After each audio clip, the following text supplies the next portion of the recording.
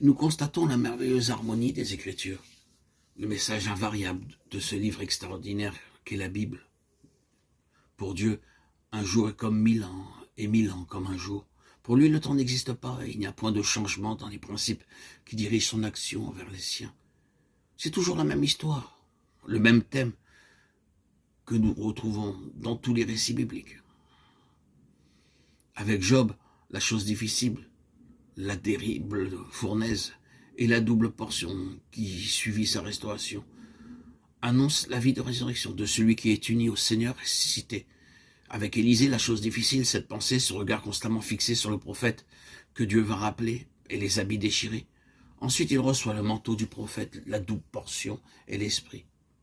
Avec le Christ, vers qui tout converge et en qui tous sont à nouveau bénis, la chose difficile, la mort du calvaire.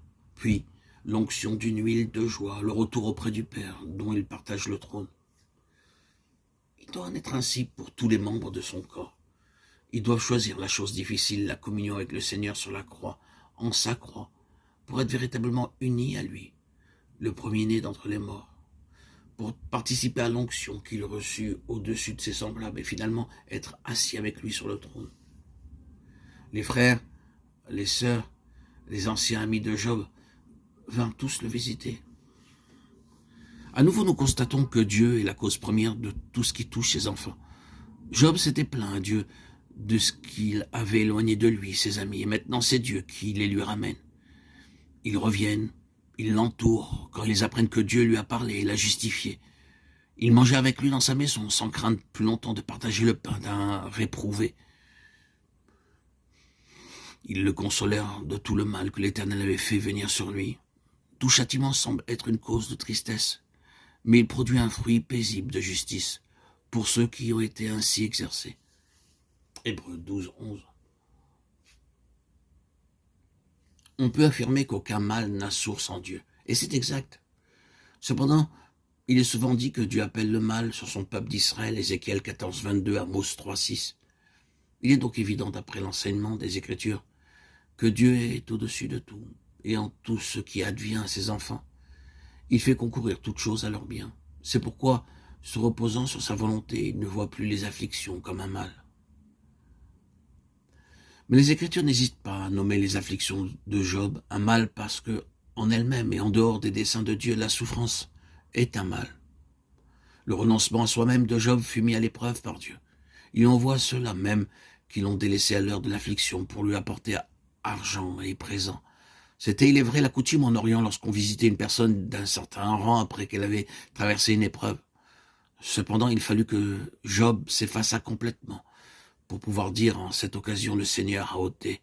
Il me rend ceux qui m'ont délaissé au temps de mon affliction. Que le nom de l'Éternel soit béni.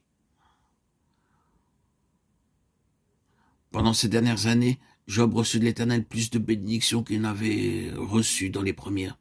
Les noms donnés à ses filles, les traits du récit soulignent à la manière orientale que Job fut dès lors et jusqu'à la fin l'objet des faveurs divines. En regardant vers le passé au temps de sa terrible épreuve, Job pouvait dire sans doute, comme le roi Ézéchias plus tard, « Que dirais-je ? Il m'a répondu et il m'a exaucé. Je marcherai humblement jusqu'au terme de mes années. Voici, mes souffrances mêmes sont devenues mon salut. » Ésaïe 38, 15, 17. D'un commun accord, le peuple nomma Job. Ce nom vient d'un mot hébreu qui signifie « très affligé » ou « très éprouvé ». Il dérive d'un mot arabe qui veut dire « repentance ». Il était habituel autrefois de donner un nom qui marqua les grandes épreuves, les grandes circonstances de la vie. Cette coutume subsiste encore parmi les indigènes de quelques archipels du Pacifique, ainsi aux îles de la Société et aux îles Cook.